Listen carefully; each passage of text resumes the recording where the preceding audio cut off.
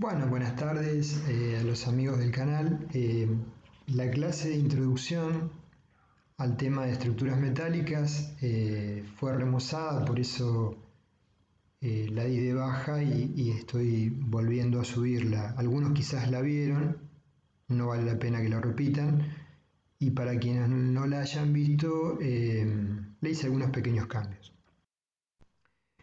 Al ser el acero un material con mayor costo volumétrico, tiene a su vez una mayor capacidad tensional frente a otros materiales. Es precisamente esta característica que estamos mencionando que le permite lograr estructuras comparativamente frente a otro tipo de material, por ejemplo una estructura de hormigón armado, ser ligeras, aligerar el peso propio y son competitivas frente a materiales alternativos. El acero es ideal para la prefabricación y la industrialización y permite trabajar con un grado de precisión muy alto, si tenemos los equipos y mano de obra adecuadas. Al respecto, los planos de detalle de las estructuras metálicas se acotan, a modo de ejemplo, al milímetro, en tanto que los de estructuras de hormigón se acotan al centímetro. Acá vemos una cubierta de un galpón industrial donde se ven cabreadas apoyadas en columnas de sección variable con hierro ángulo como conformación de cordones superior e inferior, diagonales y montantes, y correas de chapa doblada que se utilizan mucho en esta zona, apoyadas justamente sobre los montantes del cordón superior para no generar flexiones sobre ese cordón. Están en el proceso de finalización, donde ya está colocada la chapa, la aislación, en el proceso de terminaciones. Las columnas están articuladas en la fundación, por eso pierden sección en correspondencia con la base. Esta es una cubierta amplia para un espacio deportivo donde la conformación es diferente, son pórticos metálicos de alma llena de sección variable, que permiten cubrir grandes luces con estructuras estéticamente muy agradables, como se puede ver acá. Este es un puente emblemático con respecto a las estructuras metálicas en Panamá, el Puente de las Américas, un puente en arco con tablero intermedio. Este es otro puente también en arco, pero de comienzos del siglo, el viaducto de Requejo en 1914 sobre el río Duero, en España, que lo proyectó el ingeniero Rivera, donde el tablero es superior y se apoya en el arco. Naturalmente el arco se diseñó de tal manera porque las laderas son de roca. Esta es una obra muy bonita, por eso puse la foto, en Nueva York, del año 1916, donde la longitud del vano de este puente arco es de 298 metros entre apoyos. Como ventajas de las estructuras de acero podemos indicar que correctamente diseñadas avisan con grandes deformaciones la posibilidad de una falla. Cuando digo correctamente diseñadas, básicamente apunto a las uniones, ¿sí? Al diseño de las uniones, sobre el cual hemos desarrollado cerca de 10 videos o 12. Porque si fallamos ahí, eventualmente esto no se va a cumplir. Por otra parte, el material es homogéneo y de calidad controlada, se construyen con mayor rapidez que otros materiales como el hormigón, dan origen a construcciones más livianas que permiten cubrir luces importantes, permiten reducir el peso propio y el costo asociado con las fundaciones, no sufren fenómenos reológicos como el hormigón y admiten reformas con relativa facilidad, mucho más que una estructura de hormigón semejante. Se desmontan en forma relativamente simple. Hoy en día no se usan uniones remachadas, sino en todo caso con bulones de alta resistencia que pueden ser desmontados y tienen valor residual sus partes aún desmontada la estructura. Acá vemos un gran hangar de aviación de una aerolínea, donde las luces a salvar son importantes y la altura también, y hay todo un sistema de registración espacial interesante para tomar las cargas de viento cuando el galpón, en la instancia de cerrado y mucho más en la instancia de galpón abierto. Esta es la ampliación de un edificio en la ciudad de Buenos Aires, que originalmente tiene un basamento de hormigón armado y estaba previsto una cierta cantidad de pisos, y cuando se estudió la posible ampliación se observó que las fundaciones estaban muy limitadas, y por ende se adoptó que esa superestructura fuese de una estructura metálica con losas de hormigón, aligerando mucho los pisos en elevación. Bueno, se ve la etapa constructiva a la izquierda, en la etapa derecha casi finalizada la estructura, y acá se ve finalmente la estructura terminada con esa configuración particular y estéticamente muy agradable. Como desventajas comparativas, son fácilmente atacables por el fenómeno de la corrosión, tienen una reducida resistencia al fuego, su elevado coeficiente de dilatación térmica las vuelve a estas estructuras más sensibles ante variaciones de temperatura, en particular para piezas largas como pueden ser puentes metálicos, con extremos parcialmente impedidos de moverse. Este problema hay que estudiarlo con mayor cuidado. Requieren una mano de obra más especializada, como hemos mencionado, tanto para la construcción como también para el montaje, y requieren de detalles y cuidados especiales, como ya dijimos también, en las unidades de ensamblar. También requieren de un programa de mantenimiento y de mayor mantenimiento respecto a una estructura semejante de hormigón. Con respecto al acero estructural, el acero estructural tiene que tener un conjunto de propiedades y características a partir de la composición química y el proceso de fabricación. En nuestro país en particular se deberían cumplir con las normas IRAM-IAS. La composición química: el acero es una aleación que contiene principalmente hierro, más del 98%, y contiene asimismo carbono, fósforo, azufre, silicio, manganeso y otros componentes. La dureza y la resistencia aumentan cuando aumenta el porcentaje de carbono, pero a su vez el acero se vuelve más frágil, se reduce su ductilidad y también se reduce la aptitud para el soldado con el incremento del porcentaje de carbono. Esta norma IRAM-IAS para aceros al carbono de uso estructural, excepto chapas de acero al carbono laminadas en caliente, nos da valores máximos de contenidos de carbono, de fósforo y de azufre en la colada para aceros estructurales. En la primera columna, donde dice F, el número siguiente sería la tensión, 24 sería 2.400 kilos por centímetro cuadrado de la afluencia de ese acero, así denominado, y luego ven en el análisis de colada los contenidos máximos de carbono, fósforo y azufre en la composición química. Cada país tendrá sus normas de referencia al respecto. Por ejemplo, el máximo de carbono estará entre 0,20 y 0,28%, el máximo de fósforo 0,045 y azufre 0,05. También relaciona la soldabilidad con el carbono equivalente, que está en función de los contenidos de carbono, de manganeso, de cromo, níquel, cobre, vanadio y molibdeno. La expresión de carbono equivalente es la que ustedes pueden visualizar en la imagen, y si el contenido de carbono equivalente es menor que 0,40, la capacidad de ser soldable del acero es excelente.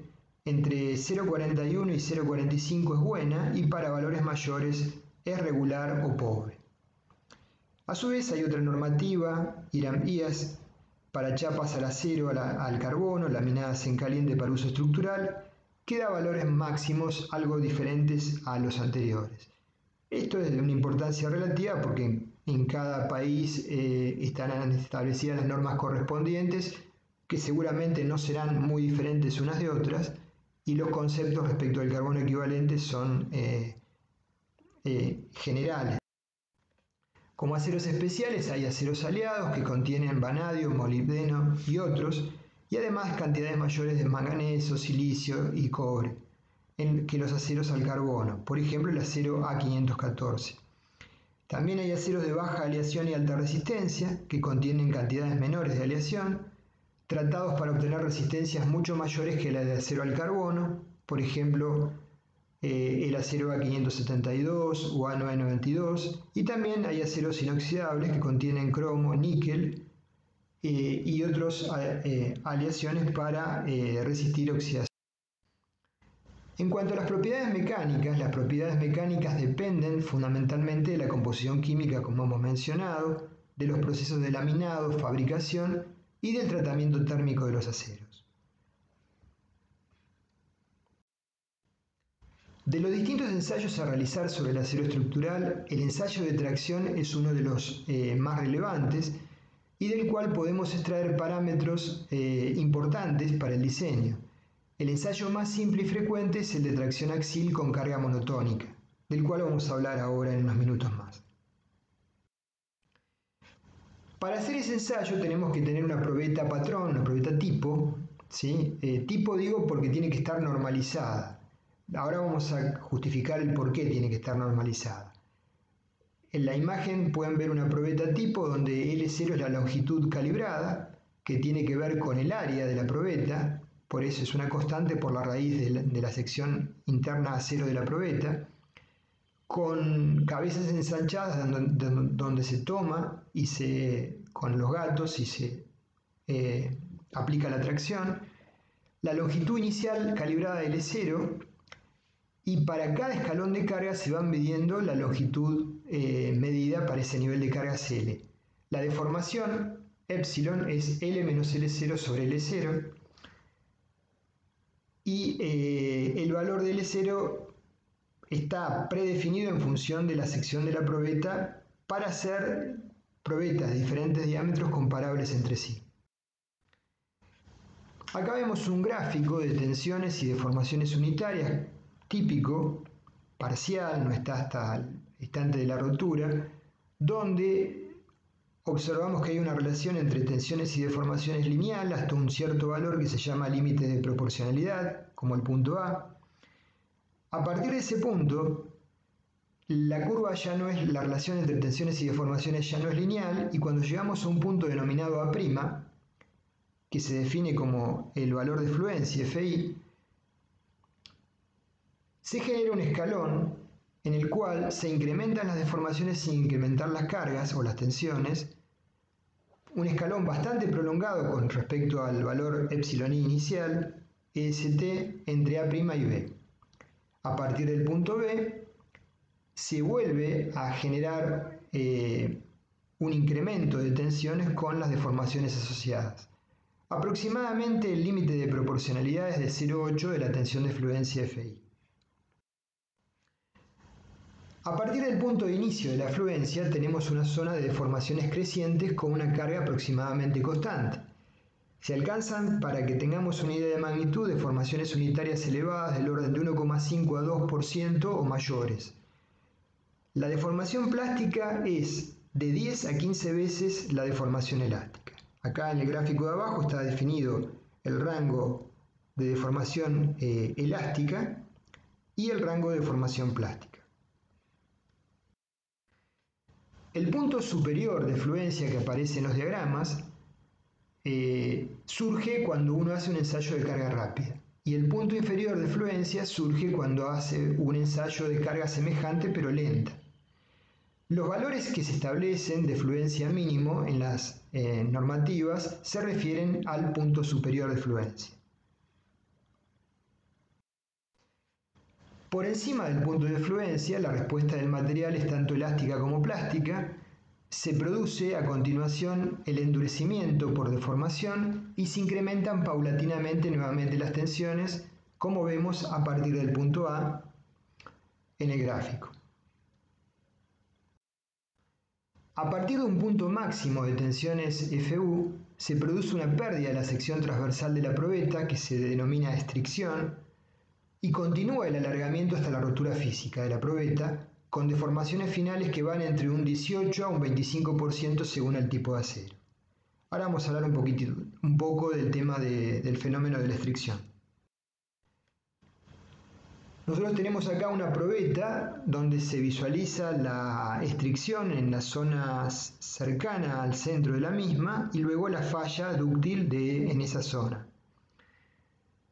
Gran parte de la deformación total se va a presentar en la porción del cuello de la longitud calibrada, inmediatamente adyacente a la zona de fractura.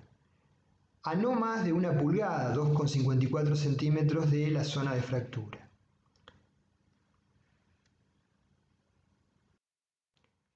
Por esto, justamente, es que el valor final de la deformación última epsilon u está vinculado con la longitud L0 calibrada. A mayor longitud calibrada entre dos muestras de la misma pieza, va a ser menor la deformación última relativa que obtendremos. Por ello tenemos que especificar la longitud de la muestra a calibrar para que los datos de distintas probetas ensayadas en diferentes laboratorios sean comparables. A partir del punto E, asociado con la tensión de fractura del acero Fu, se produce una pérdida de la sección transversal de la probeta, que llamamos estricción o estrangulamiento, continuando el alargamiento hasta la rotura física. Para los efectos del ensayo se considera la sección inicial de la probeta con un diámetro de 0. Si en cambio, permanentemente, ¿no? Hasta para evaluar la tensión última. Si en cambio consideramos la sección real en la zona de estricción, la última parte de la curva a partir de E no sería el punto R, sino sería creciente, como vemos en la línea punteada, y se observaría claramente la parte de endurecimiento por deformación de la probeta. Es decir, que no es que la tensión decaiga, sino que estamos referenciando la carga con un área que no es la real, tendríamos que referenciarla con la sección en la zona de estricción. La ductilidad del acero es la capacidad de sufrir grandes deformaciones antes de la falla. La ductilidad puede ser medida por el alargamiento definido epsilon como la longitud final menos L0 sobre L0 por 100, donde L0 es la longitud inicial. Cada normativa de cada país tendrá sus valores especificados mínimos de alargamiento a rotura en función de la longitud L0 patrón. Para diferentes tipos de acero, acá estamos mostrando el referente a la norma IRAM-IAS U500-503 del año 2003. Como valores de referencia, un acero muy utilizado, semejante al A36 de Estados Unidos, F24, tiene un alargamiento a rotura porcentual del 25% mínimo. Para aceros especiales de alta resistencia con tratamiento térmico, la curva no presenta un escalón de fluencia definido y en tal caso se define como valor convencional de fluencia aquel que está asociado con una deformación permanente del 0,2%. Se traza una recta paralela a la tensión inicial al crecimiento de la tensión de formación inicial hasta el valor de deformación específica mencionado. El comportamiento frente al esfuerzo de corte se puede determinar experimentalmente mediante pruebas de corte directo, por ejemplo en piezas anulares de acero, empotrando en la probeta en un extremo y aplicándole un momento torsor en el otro, y así trazar curvas, tensiones tangenciales, deformaciones angulares, representando en el eje de ordenadas las tensiones de corte y en el de abscisas las deformaciones angulares unitarias. Vamos a observar que hay una región inicial del diagrama cortante donde hay una relación directa entre tensiones y deformaciones angulares, verificándose que tau es igual a una constante G por gamma. G se lo denomina módulo de elasticidad transversal, aproximadamente para el acero vale 800.000 kilos por centímetro cuadrado, y el valor de la constante es G, se puede expresar también en función del módulo de elasticidad como el módulo de elasticidad del acero sobre 2 por 1 más mu, donde mu es el coeficiente de Poisson. El coeficiente de Poisson, en el periodo que es válida la ley de Hooke, o sea, la relación entre la deformación específica transversal y la deformación longitudinal, se puede considerar constante y tomar un valor de 0,30 en forma aproximada para los aceros. En cuanto a especificaciones, las normativas ASTM, por ejemplo, mencionan el acero A36, acero al carbono, con un contenido máximo de carbono que varía entre 0,25 y 0,29%, una tensión de fluencia de FI 248 megapascales, para espesores menores o iguales que 200 milímetros y 220 megapascales para espesores mayores a 200 milímetros, con tensiones de fractura FU de 400 a 550 megapascales. Para otros tipos de acero de mayor resistencia, por ejemplo el acero ASTM A572 grado 50, de alta resistencia y baja aleación, el límite de fluencia FI es 344 megapascales, la tensión de rotura FU 448, con espesores de chapa máximo de 100 milímetros. Tan solo a modo de referencia, la antigua norma DIN alemana 4114 especificaba el acero tipo, equivalente al A36, ST37 con una tensión FI de 240 megapascales y una tensión de fractura de rotura FU 370 megapascales. Entonces, estas son otras especificaciones para comparar con las que vimos. Un acero estructural tiene que tener ciertas condiciones para ser utilizable, ¿no? Y con seguridad. Ductilidad, tenacidad, capacidad de ser soldable, protección contra la corrosión, por lo menos una mínima protección, resistencia al fuego relativa y resistencia a la fatiga. Con respecto a la ductilidad, sería la capacidad de soportar grandes deformaciones sin romperse. Los aceros estructurales son dúctiles y presentan una gran superficie encerrada por el diagrama tensión-deformación. Fíjense que tenemos el gráfico tensiones en ordenadas, deformaciones en abscisas. Epsilon I sería la deformación del fin del escalón de fluencia y epsilon U la deformación asociada con la tensión de fractura FU. El área bajo el diagrama nos da una idea de la ductilidad del material. Entonces hay una gran superficie encerrada por el diagrama tensión-deformación. Esto nos permite justamente una redistribución de tensiones y evita la falla frágil frente a la concentración de tensiones en algunos puntos particulares que ya iremos viendo con el desarrollo de los temas, como pueden ser uniones, puntos donde hay punzonado para colocar bulones, cruces de soldaduras, etc. Los elementos pueden verse sometidos a importantes deformaciones también durante el transporte, montaje o, como dijimos, taladrado. Como para que tengan un valor relativo entre epsilon U y epsilon I, para un acero A24 que tiene una tensión de fluencia de 2.400 kilos por centímetro cuadrado, esa relación está cercana a 22. En cuanto a la tenacidad o la resistencia a la fractura, existen por naturaleza en el acero imperfecciones como microfisuras, inclusiones, dislocaciones, que dependerán de la composición, el proceso de laminación y el tratamiento térmico. Esas microfisuras generan fisuras luego y esas fisuras generan concentraciones de tensiones. Una medida cuantitativa de la capacidad de un acero dado para soportar temperaturas adversas y defectos de diseño y fabricación es la prueba de Charpy de la muesca en B. La prueba evalúa la tenacidad del acero, que se define como la resistencia a la fractura en presencia de una muesca. Por supuesto que tenemos que tener una probeta patrón o tipo normalizada para hacer los ensayos comparables nuevamente. Acá mostramos esquemáticamente cómo sería la probeta, que tiene una entalladura, que es golpeada por un péndulo que cae de diferentes alturas, midiendo con la probeta a diferentes temperaturas, midiendo en cada caso la altura requerida de caída del péndulo para fracturar la probeta. Naturalmente, la altura requerida está asociada con la energía que es capaz de absorber la probeta en la falla y tiene que ver con la temperatura a la cual es ensayada la probeta. Entonces se determinan las cantidades de energía requeridas para romper probetas iguales a diferentes temperaturas dentro de un determinado rango y se traza una curva en ordenadas, energía entregada para romper las probetas, y en abscisas, temperatura de prueba. Acá vemos un aparato donde está el martillo, la probeta y esquemáticamente la escala graduada que nos da el indicador del resultado.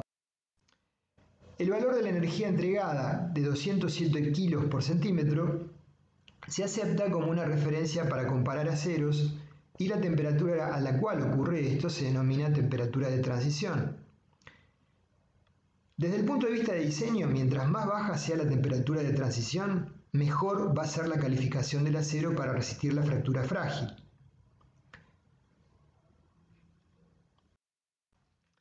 Respecto de la soldabilidad, es la aptitud del acero de ser soldado y cualquier acero estructural tiene que tener esta aptitud, si no es muy difícil trabajar con el mismo. Depende de la composición del acero, como ya hemos mencionado, del espesor de la pieza, de la deformación en frío del acero, de los estados tensionales biaxiales de tracción. La soldabilidad se garantiza desde el punto de vista de la composición del acero a través, como mencionamos anteriormente, del contenido de carbono equivalente C/V. El ensayo de plegado es utilizado para verificar en las uniones soldadas la calidad del material de aporte. Se define por la presencia o ausencia, eventualmente de fisuras, en el ensayo de doblado de una probeta. La misma se apoya sobre dos rodillos, mediante otro rodillo se presiona en el centro de la probeta hasta alcanzar un determinado ángulo de plegado alfa. Si la primera fisura aparece antes de alcanzar ese valor alfa mínimo, especificado en la norma, la muestra es rechazada. Con respecto a la protección contra la corrosión, la mayor parte de los aceros son susceptibles a la corrosión al estar expuestos al aire o agua, por lo que tienen que ser protegidos con pinturas o revestimientos. La corrosión y la consecuente disminución en el espesor de la pieza nos va a generar una pérdida de sección que va a cobrar, por supuesto, mayor importancia en elementos de reducido espesor, como elementos de chapa doblado o tubos estructurales. En el mercado americano y europeo existen aceros resistentes a la corrosión a partir de la inclusión de cobre u otros elementos. Por ejemplo, el ASTM 242 tiene especificaciones referentes a ese tema. Al oxidarse se forma una película protectora que impide que penetre la corrosión y progrese el fenómeno. Con respecto a la resistencia al fuego, la resistencia de los aceros disminuye sensiblemente para temperaturas superiores a los 300 grados, por lo que los elementos estructurales portantes principales en edificios tienen que ser protegidos. También se reduce sustancialmente el módulo de elasticidad y consecuentemente la rigidez. Los elementos portantes principales tienen que ser protegidos, por ejemplo, de las columnas de edificios, ¿sí?, para que tengan un periodo mínimo de resistencia al fuego definido patrón por el reglamento respectivo. Acá vemos una gráfica donde vemos disminución de resistencia del acero con respecto a un acero a 20 grados en la medida que crece la temperatura a la cual está expuesta la probeta y se ensaya luego. La resistencia final disminuye según esta expresión. Observamos, por ejemplo, que para 400 grados la resistencia de rotura de la probeta es poco mayor a 0,65, ¿sí? Es de aproximadamente 2/3 del valor a 20 grados, lo que supone que un elemento estructural que esté solicitado a una carga de fuego de 400 grados, ¿sí?, probablemente se haya reducido su capacidad de carga y la máxima carga de servicio genere un coeficiente de seguridad del orden de 1 con respecto a la capacidad de carga de ese elemento, así groseramente. Sería entonces, en este caso, una temperatura crítica. Acá hay una tabla de resistencia al fuego donde se observan temperaturas del siniestro y la disminución del módulo de elasticidad del acero. Vemos que para 400 grados el módulo de elasticidad ha disminuido un 30% aproximadamente y para 700 grados se redujo en un 87%, es decir, tiene un valor remanente menor al 20% el módulo de elasticidad, por lo tanto, por eso que se visualizan las estructuras que han estado solicitadas al fuego deformadas como un chicle, ¿sí?, si no han colapsado. Con respecto a la resistencia a la fatiga, es un fenómeno que está relacionado con las cargas pulsatorias. Las cargas cíclicas repetidas producen una disminución de la resistencia al acero frente a cargas monotónicas de un solo ciclo. La disminución depende, entre otros aspectos, del número de ciclos, de la amplitud de los ciclos. Vemos que hay ciclos oscilatorios simples a la izquierda, donde la tensión pasa de un mínimo a un máximo en un determinado periodo sin cambiar de signo. Y vemos que hay oscilaciones alternadas donde la tensión cambia de signo. Hay una importante amplitud en la variación de tensiones de tracción en el elemento y eso genera normalmente una disminución de la resistencia a la fatiga. Normalmente no, lo genera. Concentraciones locales de tensiones por detalles de diseño, soldaduras por ejemplo, o fabricación. Las situaciones más complejas son las oscilatorias simples, o sea, donde la tensión pasa de un mínimo a un máximo sin cambiar de signo. La resistencia a la fatiga entonces va a depender, entre otros aspectos, del número de ciclos, de la amplitud de la variación de tensiones de tracción en el elemento, la concentración locales de tensiones por detalles de diseño. Este tema lo vamos a ver con mayor amplitud cuando veamos el diseño de vigas carril de puentes grúa como el de la foto, ¿sí? Se visualiza acá un puente grúa en amarillo y la viga carrilera también es en amarillo, soporta el puente grúa y soporta variaciones de tensiones importantes que hacen que deba ser verificada fatiga. Por supuesto que el puente grúa también, pero el diseño del puente grúa ya no es tema de la ingeniería civil, sino de la ingeniería mecánica. Bueno, con respecto a las formas seccionales y productos de acero estructural, tenemos aceros laminados en caliente, secciones conformadas por chapas planas soldadas o abulonadas, perfiles obtenidos a partir de chapas planas, delgadas, conformadas o plegadas en frío, que son muy utilizadas para, por ejemplo, correas de techo o chapas de cerramiento, y elementos tubulares de sección circular o rectangular, que ya veremos más adelante.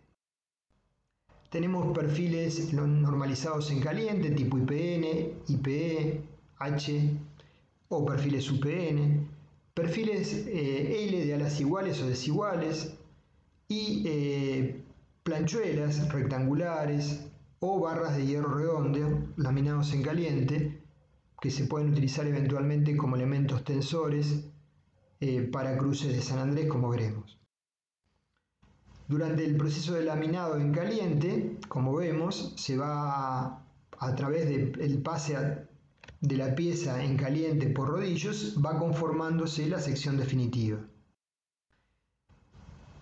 Este proceso, cuando se genera el enfriamiento de la pieza, naturalmente el enfriamiento no es igual con la misma velocidad en todos los elementos y por lo tanto quedan tensiones remanentes en la pieza denominadas tensiones residuales.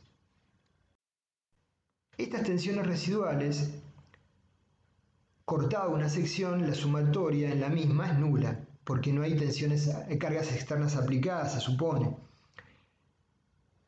Son de diferente signo en función de qué elementos se enfriaron primero, ¿sí? Y qué elementos se enfrían posteriormente. Hay zonas que quedan traccionadas y zonas que quedan comprimidas.